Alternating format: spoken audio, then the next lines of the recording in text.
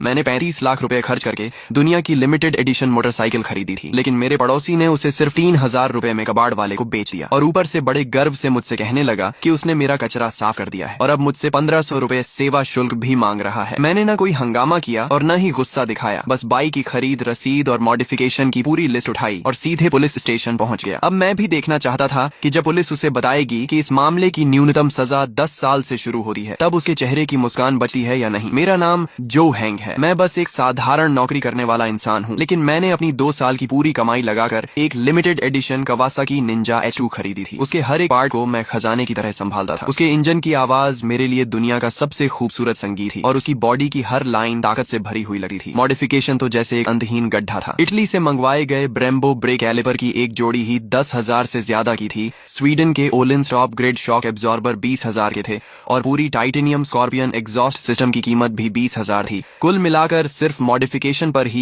1,20,000 रुपए से ज्यादा खर्च हो चुके थे। ये बाइक सिर्फ एक वाहन नहीं थी, ये मेरी जवानी की याद थी, साधारण जिंदगी से लड़ने का मेरा सबसे बड़ा सहारा थी। मैंने उसे बिल्डिंग के नीचे एक ऐसे कोने में पार्क किया था जहां किसी को कोई परेशानी नहीं होती थी। हर शाम ऑफिस से लौटकर मैं पहले उसे साफ करता था, फिर ऊपर अपने घर जाता था। बाइक पार्क करने के तीसरे दिन मुझे एक फोन आया। कॉल मेरे पड़ोसी वांग जियानजुन की थी। वह मेरे सामने वाले फ्लैट में रहता था। लगभग 50 साल का रिटायर्ड मजदूर था और हमेशा दूसरों के मामलों में टांग अड़ाने का शौकीन था। किसने समय पर कचरा नहीं फेंका, किसने गाड़ी सही जगह पार्क नहीं की, हर बात में उसकी राय होती थी। लोग उसकी उम्र का सम्मान करते थे, इसलिए उससे बहस करने से बचते थे। हेलो, क्या तुम श्याओ झो हो? फोन उठाते ही उसकी आवाज में अजीब सा घमंड था। जी अंकल, मैं ही हूँ। कोई काम था? मैंने पूछा। नीचे जो मोटरसाइकिल खड़ी है वो तुम्हारी है ना? ये सुनते ही मेरा दिल धक से रह गया। हाँ, मेरी है। क्या हुआ? बहुत परेशानी कर रही थी। उसकी आवाज और ऊंची हो गई। हर दिन वहाँ खड़ी रहती थी, लोगों के चलने में दिक्कत होती थी। मैंने भौहें सिकोड़ ली। बाइक तो फूलों की क्यारी के पास एक खाली जगह पर खड़ी थी और किसी का रास्ता बिल्कुल नहीं रोकती थी। अंकल, वह जगह किसी को परेशान नहीं कर रही थी। क्या मतलब परेशान नहीं कर रही थी? मैं कह रहा हूँ तो कर रही थी। उसने मेरी बात बीच में ही काट दी। लेकिन चिंता मत करो, मैंने तुम्हारे लिए उसका इंतजाम कर दिया है। ये सुनते ही मेरे मन में बुरा अंदेशा पैदा हो गया। क्या मतलब इंतजाम कर दिया? मैंने पूछा। बेच दिया। उसकी आवाज में घमंड साफ झलक रहा था। मेरा एक कबाड़ वाले दोस्त है, मैंने उसे बेच दिया। मेरा दिमाग सुन्न हो गया। मैंने तुम्हारी बाइक बेच दी। क्या बुरा किया? 2 पहिए और लोहे के कुछ टुकड़े ही तो थे। 3,000 रुपए मिल गए। तुम्हें तो मेरा शुक्रिया अदा करना चाहिए। मेरी 35 लाख की बाइक उसकी नजर में सिर्फ 3,000 की कबाड़ थी और ऊपर से मुझे उसका धन्यवाद भी करना था। मैंने फोन कसकर पकड़ लिया। मेरी उंगलियों के जोड़ सफेद पड़ गए, लेकिन मैंने खुद को शांत रखा। गुस्सा एक पल में चरम पर पहुंचा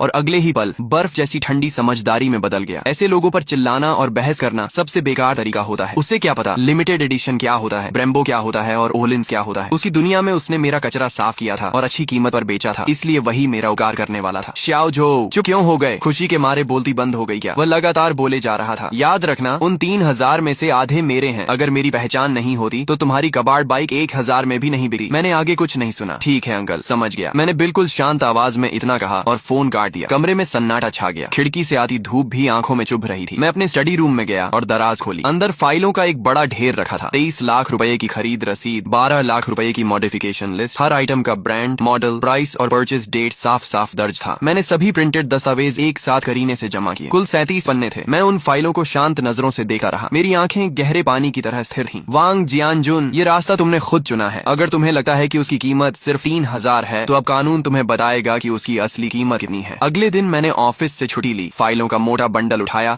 और घर के पास वाले पुलिस स्टेशन पहुंच गया। वहां मेरी मुलाकात एक युवा पुलिस अधिकारी ली से हुई। कॉमरेड, क्या समस्या है? उन्होंने मुझे पानी का गिलास देते हुए पूछा। ऑफिसर, मैं रिपोर्ट दर्ज करवाने आया हूँ। मेरी मोटरसाइकिल चोरी हो गई है। अधिकारी ली ने सिर हिलाया और रिपोर्ट बुक निकाल ली। नाम, पहचान पत्र नंबर, मैंने सारी जानकारी दे दी। अब बताइए, बाइक कब और कहाँ से गायब हुई? कल दोपहर मेरे घर के नीचे से। कौन सा मॉडल था? कितने समय से आपके पास थी? खरीद की रसीद है? अधिकारी ली लगातार सवाल पूछते हुए नोट्स लेते जा रहे थे। उनके लिए मोटरसाइकिल या इलेक्ट्रिक स्कूटर चोरी होना एक आम मामला था। Kawasaki Ninja H2 limited edition. Oh Kawasaki, उन्होंने सिर हिलाया, लेकिन साफ था कि उन्हें इस मॉडल की असली कीमत का अंदाजा नहीं था। रसीद और बाकी सारे दस्तावेज मेरे पास हैं। मैंने हाथ में पकड़ी फाइल उनके सामने रखी। फाइल काफी मोटी थी, जिसे देखकर वे थोड़ा हैरान हुए। उन्होंने सबसे ऊपर रखी खरीद रसीद उठाई। जैसे ही उनकी नजर 23 लाख रुपए की रकम पर पड़ी, उनका हाथ अचानक रुक गया। उन्होंने सिर उठाकर मुझे दोबारा गौर से देखा। उनकी आंखों में हैरानी साफ दिखाई दे रही थी। कॉमरेड, क्या आपको यकीन है कि यह रसीद असली है? बिल्कुल। मैंने अपना पहचान पत्र और खरीद अनुबंध भी उनके सामने रख दिया। मालिक की सारी जानकारी मेरी है, आप जांच कर सकते हैं। अधिकारी ली का चेहरा गंभीर हो गया। उन्होंने फाइल उठाई और एक एक पन्ना ध्यान से पलटना शुरू कर दिया। ब्रेम्बो ब्रेक कैलिपर की कीमत 12,000 थी। ओलिंस का रियर शॉक एब्जॉर्बर 21,000 का था और स्कॉर्पियन की पूरी एग्जॉस्ट सिस्टम 33,000 की थी। जैसे जैसे अधिकारी ली पन्ने पलटे गए, उनकी गति धीमी होती गई और चेहरे का भाव भी गंभीर होता चला गया। जब वे आखिरी पन्ने तक पहुंचे और कुल रकम